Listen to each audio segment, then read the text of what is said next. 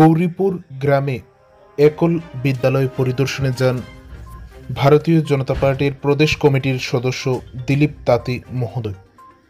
11ই মে শনিবার বিকেল আনুমানিক 5টা নাগাদ উত্তর ত্রিপুরা জেলার চুয়ান্নকুর্তি কদমতলা বিধানসভা কেন্দ্রের অন্তর্গত ধর্মনগর অঞ্চল কদমতলা সঞ্চের গৌরীপুর গ্রামে একল বিদ্যালয় পরিদর্শনে যান ভারতীয় জনতা পার্টির প্রদেশ কমিটির সদস্য দিলীপ তাঁতি মহোদয়। সেখানে গিয়ে তিনি সেই বিদ্যালয়টি পরিদর্শন করেন এবং বিদ্যালয় কর্তৃপক্ষের সাথে বিদ্যালয়ের উন্নয়ন সম্পর্কিত বিভিন্ন বিষয়ে আলাপ আলোচনা করেন এবং আগামী দিনে এই বিদ্যালয়কে আরও কিভাবে উন্নত করা যায়, বাচ্চাদেরকে কিভাবে আরও এগিয়ে নিয়ে যাওয়া যায় সেই সকল বিষয়ে আলোচনা করা হয়।